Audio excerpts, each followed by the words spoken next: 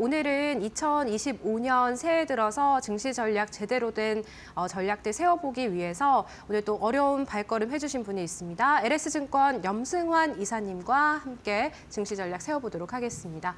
안녕하십니까, 이사님? 네, 안녕하세요. 네, 저희 마켓나우 3부 작년에 출연해 주시고 새해 들어서는 처음이신데 네. 일단 늦었지만 새해 복 많이 네, 새해 복 많이 받으시고요. 받으시죠. 네, 오늘 시장 좀 쉬어가는 분위기가 나타나고 있습니다만 새해 들어서는 작년 말 대비해서는 그래도 좀 증시가 활기를 띠고 있다라고 좀 생각이 들거든요. 올해 좀 필히 유념해야 될 그러한 증시 관련해서 포인트들이 있다면 짚어주시면 참 좋을 것 같습니다. 사실 유념할 게 뭐 찾으면 또 되게 많긴 한데 네. 사실 근데 그런 좀 안 좋은 것들은 작년에 많이 좀 반영이 된 것 같아요. 그래서 올해는 좀 사실 개인적으로 좀 우려보다는 좀 기대감을 갖는 게 어떨까 이렇게 말씀을 드리고 싶고 그래도 우리가 좀 살펴봐야 될 게 오늘 좀 미국 증시도 뭐 오늘 나쁘진 않았지만 오늘 미국의 뭐 양자 컴퓨터라든가 일부 이제 과열됐던 기업들의 주가가 많이 빠졌거든요. 근데 그 얘기는 결국 미국 증시가 좀 고평가 부담이 좀 있다는 얘기죠. 그래서 이 부분을 한번 해소는 하고 가야 되는데 그 상태에서 주가가 뭐 이렇게 뭐 크게 급락하는 것보다는 좀 완만한 조정을 받으면서 이 고평가 부담을 해소하면 좋은데 그게 이어질지 한번 좀 지켜봐야 될 것 같고 또 트럼프 당선이 이제 얼마 안 남았죠. 1월 20일 날 이제 취임을 하게 될 텐데 이 정책에 대한 불확실성이 사실 지금 너무 큰 것 같아요. 그래서 이게 지금 뭐 관세를 얼마나 부과할지 또 불법 이민자를 바로 추방할지 말지 뭐 이런 것들에 대한 불확실성이 있는데 트럼프 정책의 가장 큰 리스크는 일단 정책들 자체가 물가를 올리는 정책이에요. 그러다 보니까 이제 미국 금리에 영향을 주겠죠. 그래서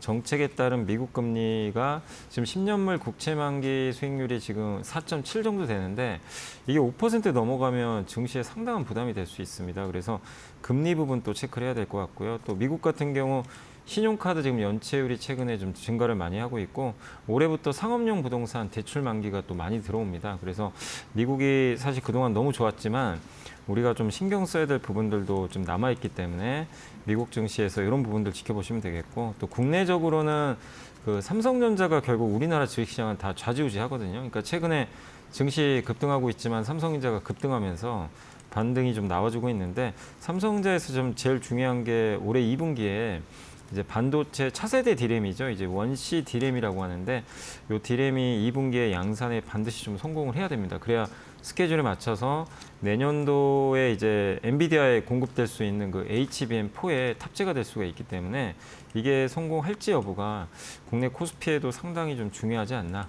이렇게 좀 보고 있고 마지막으로 올해 뭐 지난해 이제 말부터 계속 얘기가 됐던 그 상법 개정, 이 상법 개정과 관련해서 만약 개정이 된다면 우리나라 밸류에이션이 올라갈 수가 있기 때문에 상법 개정이 진짜 이루어질지도 한번 여러분들이 변수들 확인하시면 좋을 것 같습니다. 네, 일단 트럼프 취임식 코앞으로 다가오고 있고요. 미 증시에 따른 우리 국내 증시의 변동성 유의해 보셔야겠고 또 지난 12월부터 이제 자본시장 최대 화두로 이 상법 개정이 떠올랐잖아요. 뭐 균형을 어떻게 잡고 문제를 해결해 나갈 수 있을까도 좀 포인트가 될 수 있을 것 같습니다. 그리고 이사님 좀 시장만큼이나 예측이 어려운 게 환율인 것 같습니다. 뭐 오늘 장 초반에 트럼프 당선인이 이제 보편 관세 부과 정당화를 위해서 뭐 국가 이런 경제 비상상태 선포하는 방안을 좀 검토하고 있다라는 보도에 1,460원까지 환율이 치솟았다가 지금은 또 1,450원대 중반대에서 거래가 되고 있거든요. 향후 좀 환율 흐름에 대해서는 어떻게 전망하고 계실까요? 그래도 이제 환율은 이제 네. 그 트럼프 정책이 어떻게 될지 모르니까 좀 변수는 있는데 좀 고점은 저는 나왔다고 보고 있어요. 1,500원을 넘기는 좀 쉽지 않다고 생각하는 게 일단 이제 국민연금이 환해지라 그래서 이제 달러를 좀 미리 매도를 하는 거죠.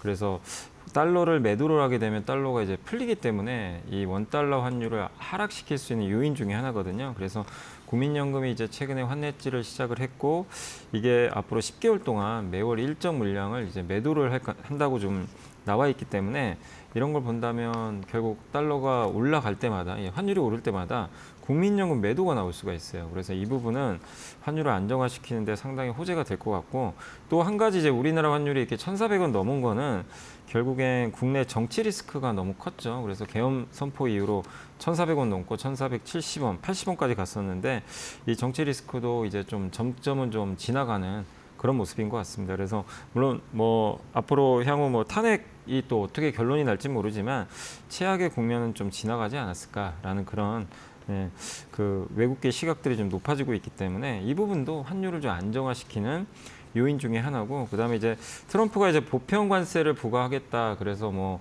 굉장히 좀 강력한 정책을 내놓지 않겠냐, 뭐 이런 우려들도 있는데, 얼마 전에는 또 보편 관세를 모든 제품에 이렇게 부과하는 게 아니라 일부 제품만 하겠다, 이렇게 또 언급을, 그러니까 한 보도가 나왔었죠. 물론 이제 트럼프가 그걸 좀 반박을 하긴 했지만, 그래도 지금 시장에서는 보편 관세 한 10% 부과하는 거를 시장은 일단 반영은 하고 있는데, 그 이하로만 나온다면은 어쨌든 생각보다는 이 관세가 율이 좀 낮아지게 되니까 그걸 보면 좀 환율에는 오히려 좀 안정화되는 쪽 요인이 되지 않을까, 이렇게 좀 판단하고 있습니다. 그래서 아직 변수가 남아있긴 하지만 이미 시장은 뭐 안 좋은 것들을 반영하면서 1,400원 후반까지 왔기 때문에 저는 뭐 1,500원 돌파 가능성은 낮고, 사실 이렇게 환율이 급등했던 가장 큰 배경은 결국엔 그 국내, 저는 정치 리스크로 보고 있거든요. 그래서 정치 리스크가 더 확대되는, 정말 우리가 알 수 없는 뭐 그런 혼란스러운 상황이 펼쳐지는 것만 아니라면 지금 환율에 대해서는 뭐 좀 저는 좀 어느 정도 고점은 나왔다.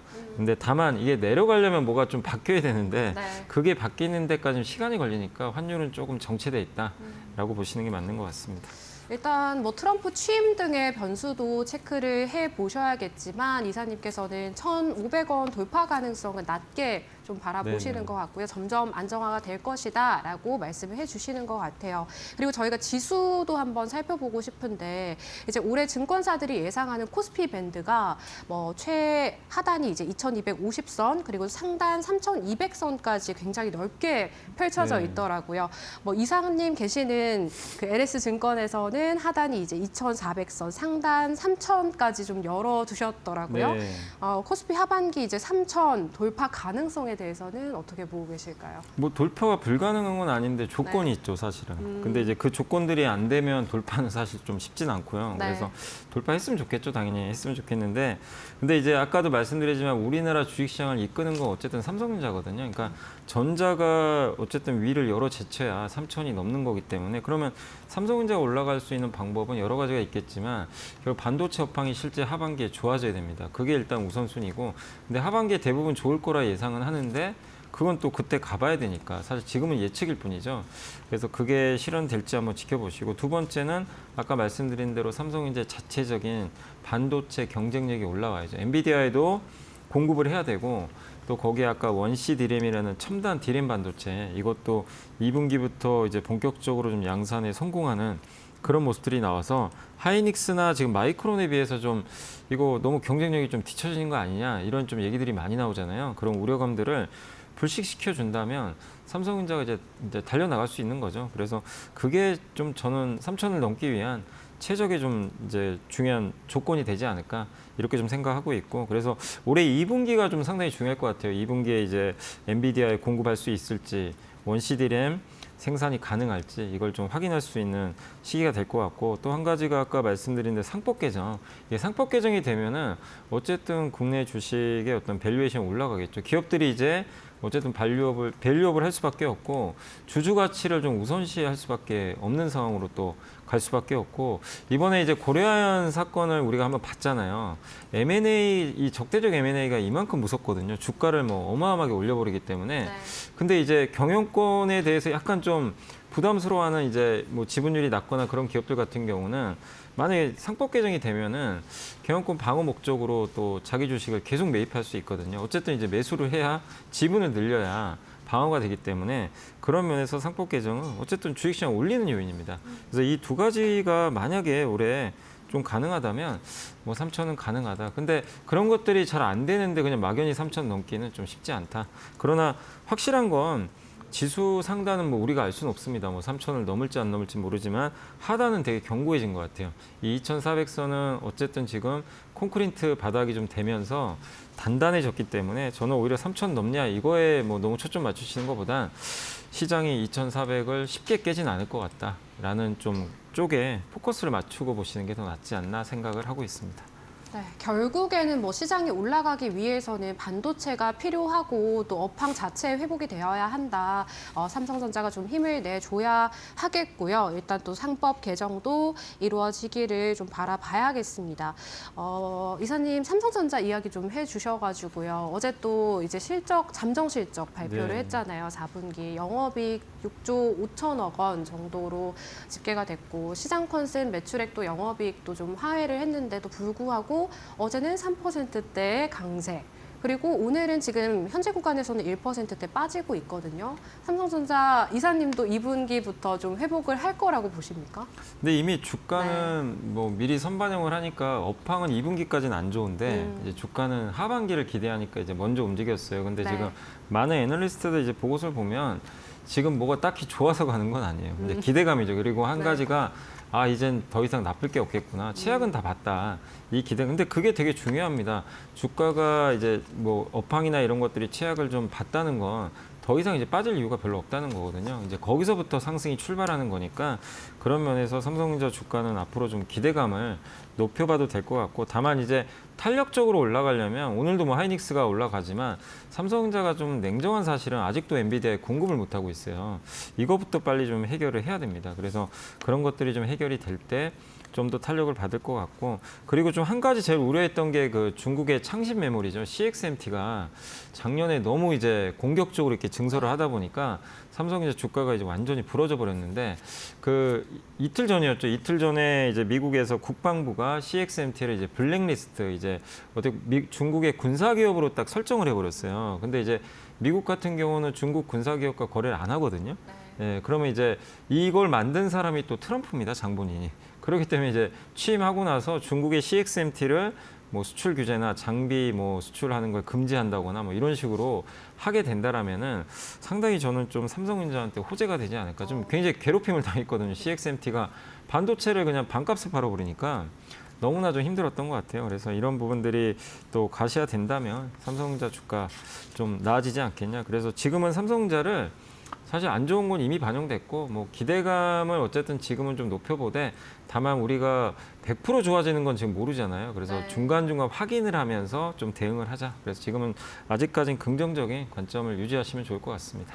이사님께서 반도체랑 삼성전자 이야기를 좀 해주시니까 좀 저희가 이야기를 해봐야 될 게 유리 기판이랑 양자 컴퓨터도 좀 궁금하거든요. 오늘 양자 컴퓨터는 뭐 젠슨왕 한마디에 좀 급락하는 종목들이 대다수고 유리 기판은 또 시세를 잘 이어가줘서요. 저희 대형 반도체 뭐 SK 하이닉스, 삼성전자 그리고 유리 기판 쪽과 대비해서 어떻게 보고 계신지도 궁금해요. 네, 일단 이제 네. 양자 컴퓨터는 지금 사실 좀 걱정되는 게 아이온큐라는 기업을 우리나라 개인 투자분들이 되게 많이 사셨거든요. 네. 그래서 아니 어제 하루에 40%가 빠졌어요. 단 하루 만에 주가가 너무 폭락해가지고 좀 되게 힘드실 지금 상황인 것 같은데 이게 엔비디아 젠슨왕 CEO가 좀 되게 안 좋다는 식으로 좀 얘기를 했죠. 그러니까 양자 컴퓨터 이거 상용화 언제쯤 될 거냐 이렇게 질문을 했더니 최소 15년, 네. 오래 걸리면 30년, 평균 20년 걸릴 것 같다. 그럼 네. 20년 후면 너무 멀어요. 사실 그게 지금 주가 대부분 10배씩 올랐거든요. 마치 주가는 지금 내일 상용화 될 것처럼 올라갔는데 20년 후에 된다면 이건 뭐 정말 그 기다리기가 너무 힘든 거죠. 그리고 20년 후라는 건요 너무 불명확해요. 성공한다는 여부도 알 수가 없는 거죠, 사실은.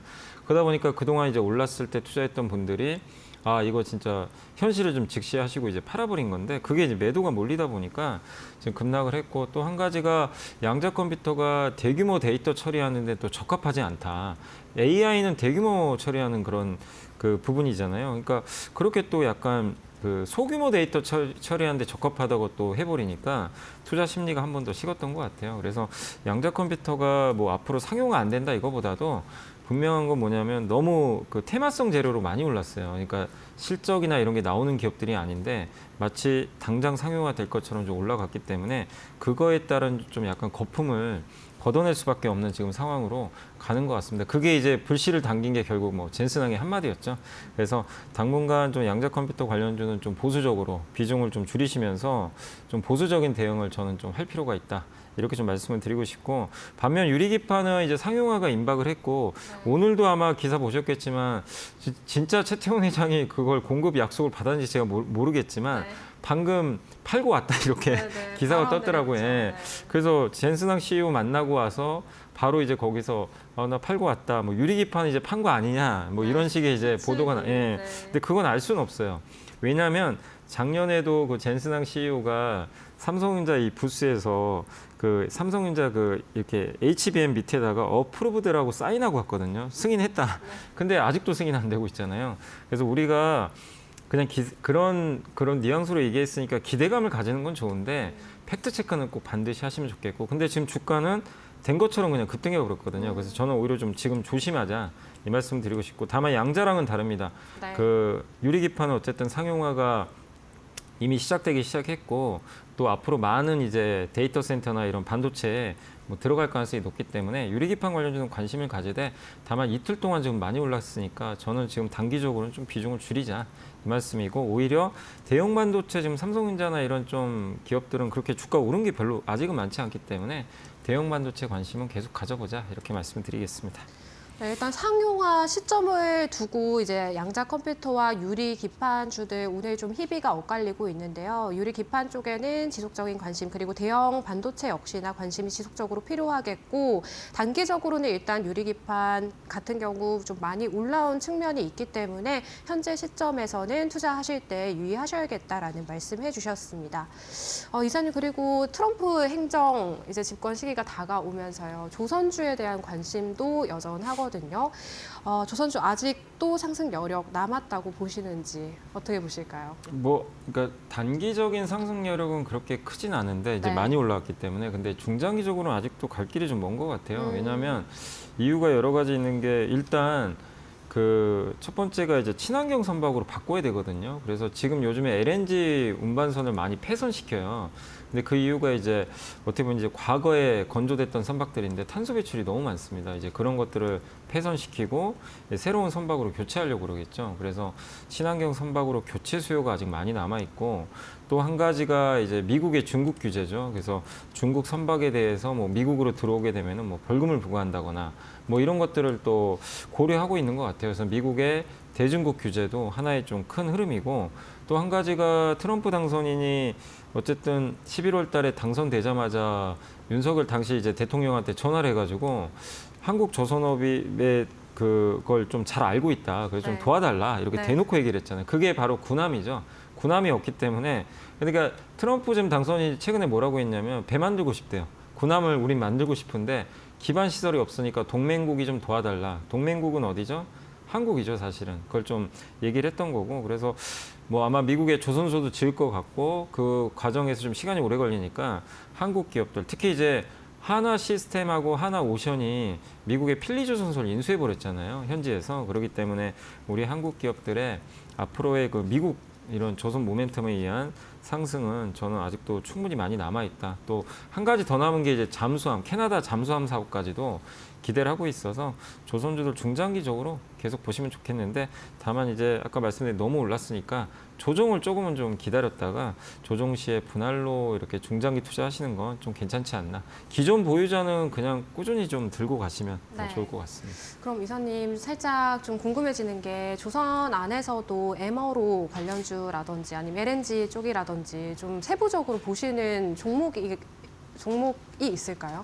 일단 아니 근데 네. 이제 조선이 너무 이제 거기 세부적으로 보면 되게 다양한데 제일 네네. 큰 모멘텀은 LNG거든요. 네. 사실은 이제 미국에서, 왜냐하면 앞으로 천연가스나 원유 수출 많이 하니까 그거 다 LNG 운반으로 해야 되잖아요. 그래서 네. 저는 LNG 쪽이 좀 가장 그래도 중장기적으로는 성장을 할 것 같고, 네. 또 군함이나 이런 이제 MRO 쪽도 어쨌든 이제 미국이 이제 집중적으로 투자를 할 거기 때문에 거기 관련된 기업들도 동반해서 좀 저는 좀 갈 것 같고, 또 한 가지가 엔진도 좀 계속 잘 보시면 좋겠어요. 엔진이나 엔진 부품. 왜냐하면 어제 그저께 그 공시가 나왔었죠. 하나 엔진이 엔진인데 6천억짜리 공시를 낸 거예요. 네, 그래서 이제 수주가 주가 나왔죠. 근데 그게 경영상 비밀 유지로 누군지는 공개가 안 되는데 딱 봐도 중국이에요. 중국의 대형 조선사에 아마 대규모로 출한 것 같은데, 엔진은 이게 왜 중요하냐면은 배를 25년 동안 운행을 하거든요. 네. 엔진이 고장나면 큰일 나는 거죠. 근데 엔진 기술은 한국이 한 단계 위입니다. 근데 중국도 그걸 알아요. 그래서 한국 자기네가 선박을 만들어도 엔진은 이제 한국에 수주를 주는 네. 그런 쪽이니까 한화 엔진이나 HD 현대 마린 엔진 뭐 이런 쪽은 계속해서 미국도 좋지만 중국 모멘텀까지 같이 받을 수 있다. 이렇게 해서 좀 긍정적으로 생각을 하고 있습니다. 네, 조선 쪽도 긍정적으로 바라보고 계시고 반도체, 양자, 컴퓨터, 조선까지 좀 살펴주셨는데 그렇다면 저희가 그 다음으로 이제 제약바이오 한번 봐야 될 것 같습니다. 다음 주에 또 JP모건 컨퍼런스가 진행이 되는데 여기에서 또 참가하는 기업들이 다수가 있더라고요, 이사님. 네, 좀 그러니까 보고 여기- 계신 기업 있으실까요? 여기 이제 대표적으로 기사를 보니까 삼성바이오로직스, 셀트리온, 알테오젠, 휴젤, 브릿지바이오, 테라포틱스 이런 기업들이 네. 이제 아마 참석을 하는 것 같은데 JP모건 헬스케어 컨퍼런스에서 뭐 큰 딜이 일어나거나 그런 경우는 그렇게 많지는 않지만 어쨌든 이제 참석하면서 여러 가지 뉴스들이 나오겠죠. 그래서 다음 주에 그걸 한번 확인해 보시면 좋겠고 네. 어떤 내용이 나올지는 아직은 알 수는 없습니다. 근데 이제 그 JP모건 헬스케어 컨퍼런스에서 바이오도 종류가 많으니까 어느 쪽의 트렌드에 좀 맞게 시장이 좀 관심을 갖는지 뭐 예를 들면 알테오젠의 이제 피하 주사 제형 기술에 관심이 많은지 뭐 요즘에 리가켄 바이오 얘기도 많이 나오는데 항체 약물 접합제라 그러죠. ADC라는 그런 치료제에 대한 관심이 많은 건지 그런 것들을 우리가 한번 다음 주에 좀 확인을 하고 나서 대응해도 저는 뭐 괜찮다 이렇게 보고 있고 그리고 이 헬스케어 컨퍼런스랑 상관없이 올해 내내 저는 좀 계속해서 바이오를 긍정적으로 보는 이유가 그 우리나라가 지금 이제 수출 성장률이 올해 2.5%밖에 안 될 거래요. 그러니까 너무 낮은데 근데 유일하게 지금 제약바이오만 두 자릿수 수출 성장률이 나올 것 같다고 이제 최근에 이제 한 이제 기관에서 좀 분석을 냈는데 결국 이제 헬스케어 쪽은 우리가 과거에 뭐 임상시험 기대감 이런 걸로만 올랐지만 이제는 그런 이제 숫자까지 같이 뒷받침이 되는 그런 업종으로 좀 바뀌어가고 있거든요. 그래서 저는 그런 걸 본다면 어쨌든 헬스케어는 상당히 앞으로 탄탄하게 갈 수 있다. 그래서 지금 아마 미국 금리가 좀 너무 높잖아요. 미국 금리가 높으면 급등하기 어렵습니다. 당장은 위로 튀기 어렵지만 이것 때문에 주가 흔들릴 수 있거든요. 그래서 미국 금리 핑계로 좀 주가가 빠진다면 그때 좀 비중을 늘려가시면 좀 좋지 않을까 싶고 그리고 지금 올해 또 한 가지 기대하는 것 중에 하나가 최근에 삼성바이오로직스가 한번 이제 100만 원을 넘었잖아요. 네. 근데 사실은 이제 최근에 아마 IR을 했던 것 같긴 한데 애널리스트들 보고서를 보니까 4분기 실적을 대부분 다 안 좋을 거라고 다 적어놨더라고요. 아마 일회성 비용 때문인 것 같은데 그럼 사실 주가 보통 빠지는데 주가 네. 올라 버렸어요. 그 이유는 이제 중국의 우시바이오가 아일랜드에 있는 그 공장을 매각한다는 기사가 떴어요. 이 얘기는 뭐죠? 중국과 이제 한국이 경쟁하는데 미국이 생물보안법 때문에 중국과 이제 거래를 안 하려고 하잖아요. 이제 그게 아직 통과는 안 됐는데 우시바이오가 먼저 움직여 버렸어요. 매각한다는 건 사업을 이제 축소한다는 얘기잖아요. 그러면 이거를 수혜받는 거는 삼성바이오가 받을 가능성이 높거든요. 그래서 네. 올해 내내 우리가 미국 생물보안법 이슈도 있으니까 흔히 이제 위탁 생산, CMO, 뭐 CDMO 이런 쪽에 대해서도 관심을 가지시면 좋겠고 마지막으로 바이오 쪽에서 저는 어쨌든 우리나라가 작년부터 이제 바뀌었다고 보는 게 미국 FDA에 이제 직진출한 기업들이 점점 많아지고 있잖아요. SK 바이오팜이 뇌전증 치료제 성공을 했고 그 다음에 작년에 FDA 또 유한양의 렉나자라는 그 폐암 치료제를 어쨌든 승인을 또 받았거든요. 그래서 한국 기업들이 이제 과거에는 정말 이런 게 극소수였지만 점점 녹십자도 있죠. 녹십자도 작년에 승인을 받았고 그래서 한국의 이런 대표 바이오 기업들이 그 어렵다는 FDA 문턱을 지금 하나씩 다 넘어가고 있어요. 그래서 그게 과거랑은 확실히 달라졌기 때문에 신약 개발 잘하는 그런 대형 기업들 계속해서 주목해보자라고 말씀을 드리고 싶습니다. 네, JP모건 헬스 컨퍼런스 모멘텀으로 제약바이오가 최근에 다시 살아나는 그런 흐름을 보였는데 일단은 이벤트 이후에 좀 결과를 저희가 확인해 볼 필요가 있겠고요. 이와는 또 별개로 이사님께서는 제약바이오 올 한 해 좀 긍정적으로 바라보시는 것 같습니다. 미 생물보안법 관련해서 수혜를 좀 기대해 볼 수 있는 CMO, CDMO 관련주들 주목해보자라는 말씀 해주셨으니까요. 참고해 보시길 바랄게요. 이사님 오늘 이제 제약바이오, 반도체, 조선 이렇게 짚어주셨는데 이외에도 좀 유망하게 보시는 섹터 있으신지 그리고 종목까지 좀 짚어주시면 참 좋을 것 같습니다. 근데 참 이게 너무 네. 많아요. 이렇게 따지고 보면. 왜냐면 작년에 너무 많이 빠져가지고 기업들이 안 오른 것도 너무 많은데 다만 이제 조금만 제가 먼저 주의하시라고 말씀드리고 싶은 거는 양자 컴퓨터 갑자기 급락했잖아요. 네. 그러니까 최근에 우리나라도 너무 테마로 올라갔던 업종들 있잖아요. 그쪽은 좀 단기적으로 조금은 주의를 하시면 좋겠습니다. 왜냐하면 실적이 아닌데 기대감으로 올라가면 갑자기 빠지거든요. 내가 네. 대응 못하게. 그래서 그런 쪽은 좀 자제하시고 좀 못 올랐던 곳에서 뭐가 있을까 한번 찾아보시는 것도 저는 괜찮다고 생각합니다. 그 대표적인 게 사실 최근에 반도체예요. 반도체가 올해 턴어라운드 할 거라고 다들 인정하잖아요. 그래서 반도체가 먼저 움직였고 그 다음에 올해 하반기 턴어라운드 기대하는 게 건설사입니다. 네. 건설업종이 지금 최근에 또 한 뭐 중견기업이 법정 관리 들어갔다는 좀 안 좋은 소식도 나왔지만 대형 건설사는 재무가 좀 탄탄해지고 있기 때문에 부동산 경기도 저는 좀 하반기엔 살아날 걸로 좀 보고 있거든요. 그렇게 보면 대형 건설사도 나아질 것 같고 또 게임 업종도 지난해 너무 어두웠죠. 너무 네. 안 좋았는데 게임 업종을 올해 좀 좋게 보는 게 신작 게임도 있는데 인건비를 많이 줄여놨어요. 그러니까 아마 3년 전에 기억하실 거예요. 그때 개발자 몸값이 엄청나게 올랐어요. 그때 뭐 게임 회사뿐만 아니라 뭐 메타버스 하는 기업이라든가 이런 쪽이 당시에 이제 그런 산업들이 커지다 보니까 그냥 부르는 게 몸값이었죠. 그때 이제 흔히 코로나19 때문에 이제 언택트 시대가 열리면서 그랬는데 그게 부메랑이 됐죠. 3년 동안 게임사 실적에 발목을 잡아버린 거죠. 그래서 구조조정을 많이 해서 올해부터는 이제 몸집이 되게 가벼워져요. 그럼 실적은 턴어라운드 할 가능성이 높겠죠. 그리고 MLCC 쪽도 좀 괜찮게 보는 게 중국이 단말기 이제 최근에 보조금을 이제 지급하겠다라는 이구환신 정책을 또 내놨는데 중국 스마트폰이 많이 팔리면 우리나라 MLCC도 저는 좀 좋아질 수 있다. 그래서 그런 면에서 이 업종들은 작년에 너무 안 좋았는데 네. 올해 한번 보시고 마지막으로 상법 개정 혹시라도 가능해진다면 M&A가 좀 활성화될 수 있어요. 그래서 뭐 증권주도 한번 좀 보실 필요는 좀 있는 것 같고 그다음 오늘 뭐 오랜만에 기아가 올라가는데 전 자동차도 여전히 좀 긍정적으로 보고 있지만 자동차 투자 포인트 중에 하나로 보는 게 저는 배당입니다. 배당 매력이 워낙 높기 때문에 그래서 저 PBR 주고 현대차그룹 기본적으로 뭐 기아도 그렇고 현대차 우선주도 그렇고 뭐 5에서 한 7% 정도 이렇게 높은 배당률이 나오니까 지금 이렇게 부진할 때 이런 상법 개정이 혹시 될지 모르지만 관련된 저 PBR 주들도 한번 여러분들이 좀 바라보시는 것도 저는 괜찮다라고 좀 말씀을 드리겠습니다. 네, 저희 오늘 이사님께서 뭐 반도체 대형 건설사, 게임, 증권, 저PBR 주까지 일단 2025년 유망 섹터로 한번 지켜보자라는 말씀까지 들어봤고요.